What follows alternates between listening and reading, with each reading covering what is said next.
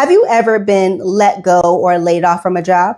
One day you're working, planning, providing, moving forward, and the next day you're told we're going in a different direction, or your position has been eliminated, or this isn't working out, or our budget just got cut and we can no longer afford to pay you.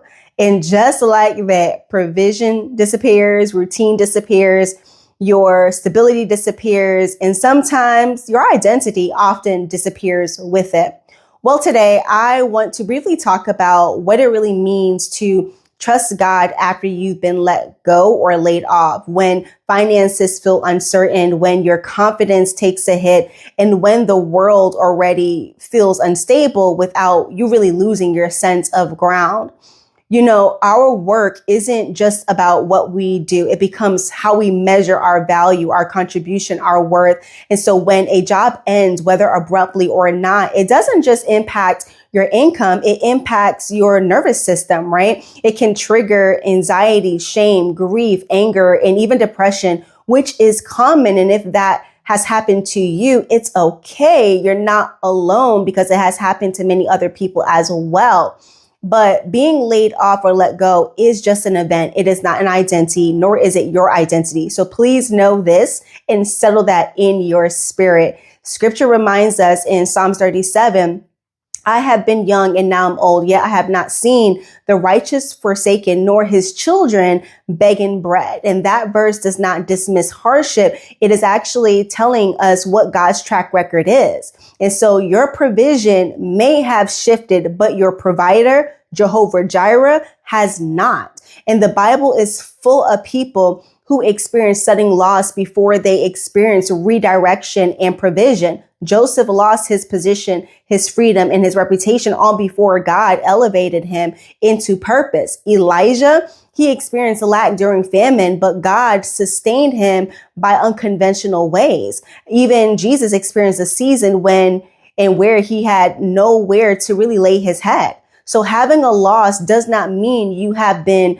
abandoned, and this interruption in your life does not mean rejection, right? When you lose a job, it's easy to internalize it as I wasn't enough, or I failed, or I don't know who I am without this role. But Colossians 3 tells us, for you died and your life is hidden with Christ. So your life, your worth is not hidden in a paycheck, a title, or an employer's decision. You are still who God called you to be, even in this transition. When one door closes, you didn't get locked out or kicked out. You entered into another room.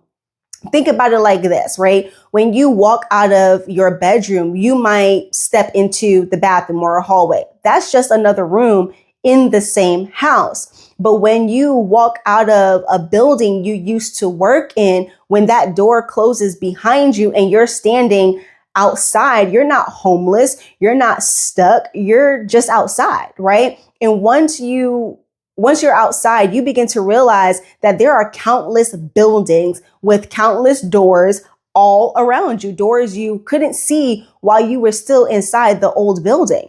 And this is where your discernment has to kick in. You have to pause and ask yourself, what room am I in now? What building am I being led to next? Do I walk there? Do I take a train? Do I get in a car? Or does God need to move me by plane? Is this a season of rest, rebuilding, reimagining, or redirection? And what room do I actually want to be in next? This is where your faith has to meet strategy. And your faith should be anchored in God will provide, and wisdom will tell you, now let's tap into new streams of income and new streams in general. And scripture tells us in Proverbs 24 to prepare your work outside, get everything ready for yourself in the field. And after that, build your house. In other words, don't become stagnant. Don't hide. Don't shrink back. This is a moment, a season to reassess your skills, your dreams, and the possibilities that may have been dormant while you were busy surviving. Sometimes God allows what was stable to fall so you can build what was only in your imagination. And I know the world already feels unstable, with economic shifts, with system cracks and institutions failing. So losing a job can feel like one more fracture in the foundation that was already shaky. Hebrews 12 reminds us that when things are shaking, what cannot be shaken remains. And you, grounded in God, are more solid than you think. So lift up your head and really just breathe again. Grieve what ended, but don't worship the loss. And this season is not meant to hold you hostage.